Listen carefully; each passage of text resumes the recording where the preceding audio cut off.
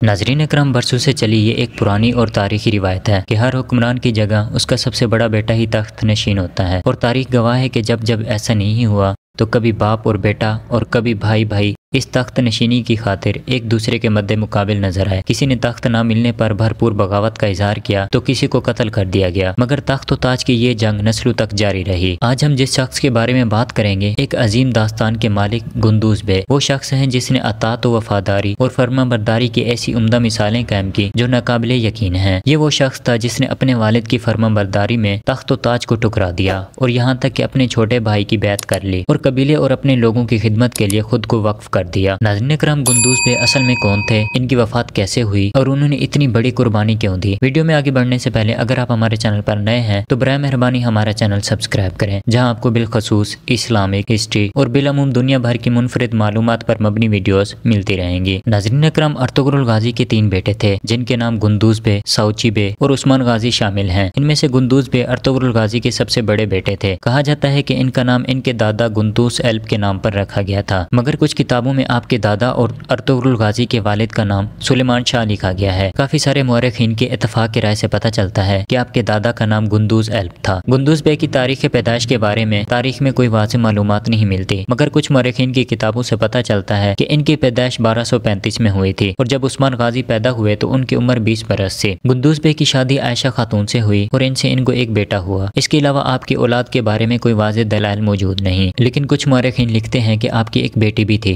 जिसका नाम एलचम खातून था और उसकी शादी उरहान गाजी से हुई जो कि सल्तनत उस्मानिया के वारिस थे। अर्तुगरुल गाजी के बड़े फर्जंद होने की वजह से गुंदूज बे हिम्मत, शुजाअत और बहादुरी में अपनी मिसाल आप थे। चूँकि वो एक सरदार का बेटा था, इसलिए अर्तुगरुल गाजी ने बचपन से ही इनकी ऐसी तरबियत की थी जो कि एक सरदार की होनी चाहिए थी। वो बेहतरीन माहिर शमशीर और तीर अंदाज बन चुके थे। आपने अपनी जंगी महारत का सबूत बाज़ंतीनियों के खिलाफ होने वाली जंगों में दिया। कहा जाता है कि अर्तुगरुल गाजी ने फौज का सिपह सलार साउची बे को बना दिया, सोगूद का इलाका धुंधार बे के हवाले कर दिया और कराजा हिसार की जिम्मेदारी उस्मान गाजी के बड़े भाई गुंदूज बे के हवाले कर दी। इसकी एक वजह यह भी थी कि उस्मान गाजी इन सब में ज्यादा बहादुर थे और वो अर्तुगरुल गाजी की तरह एक अजीम और आजाद रियासत का ख्वाब देखा करते थे। इसलिए उन्होंने उस्मान बे को अपना जानशीन मुकर्रर कर दिया। जहाँ तारीख में जिस तख्त व ताज के लिए कत्लो गारत हुई, वहाँ पे गुंदूज बे ने अपने भाई उस्मान गाजी की सरदारी खुशी खुशी कबूल की और कंधे से कंधा मिलाकर हर जंग में इनका साथ दिया और अपनी जिम्मेदारियों को बखूबी निभाया। हालांकि गुंदूज बे सबसे बड़े भाई थे और तख्त नशीनी इनका हक था। इस तरह अपने भाई के हक में दस्तबरदार हो जाना कोई आसान बात नहीं थी। इन्होंने अपने वालिद अर्तुगरुल गाजी के हुक्म को तस्लीम किया। गुंदूज बे ने शुजाअत, हिम्मत और वफादारी की आला मिसालें कायम की जिन्हें तारीख रहती दुनिया तक सलाम पेश करती रहेगी। जब कई कबीले ने उस्मान गाजी की ज़ेरे क़यादत सल्जूक सल्तनत से अलहदगी का ऐलान किया ताकि वो अपने लिए एक आज़ाद, खुद मुख्तार और अजीमुल शान सल्तनत की बुनियाद रख सकें, तो इस वक्त उस्मान गाजी के बड़े भाई गुंदूज बे ने भरपूर एतमाद का मुजाहरा किया। उस्मान गाजी ने इन्हें एक बहुत बड़े इलाके की जिम्मेदारी सौंपी जो गुंदूज बे ने बखूबी निभाई और अपने भाई उस्मान गाजी की उम्मीदों पर पूरा उतरे। नाज़रीन इकराम, तारीख में कुछ ऐसे वाक़यात भी मिलते हैं जहाँ पर इन दोनों भाइयों में काफी ज्यादा इख्तलाफात पाए गए। कुछ ऐसे कबाइल भी थे जिनसे गुंदूज बे को लगता था कि इनके साथ मिलकर काम नहीं करना चाहिए था, लेकिन उस्मान गाजी ने इनकी हिमायत का ऐलान कर दिया। वो अपने भाई गुंदूज बे से मोहब्बत और इनकी बहुत इज्जत करते थे और इसीलिए हमेशा इनके इख्तलाफात खत्म करने की जद्दोजहद में लगे रहते थे। नाज़रीन इकराम, अगर आप तारीख के लिए ऐसे ही किरदारों के बारे में जानना चाहते हैं तो कमेंट सेक्शन में अपनी कीमती राय का इजहार जरूर कीजिएगा। हमारी वीडियोस के लिए तारीखी किताबों, चैनल्स और वेबसाइट्स का सहारा लिया जाता है। अक्सर मुअर्रिखीन की तादाद के बायस तारीखी किरदारों की दास्तान में तजाद आ जाता है, इसलिए वीडियो बनाते हुए अगर किसी मकाम या शख्स के बारे में कोई गलत बात बयान कर दी गई हो तो इसकी निशानदेही जरूर कर दिया करें। मिलते हैं इस तरह की एक और नई मालूमाती और तहकीकी वीडियो के साथ, तब तक के लिए इजाज़त। अल्लाह हाफिज़।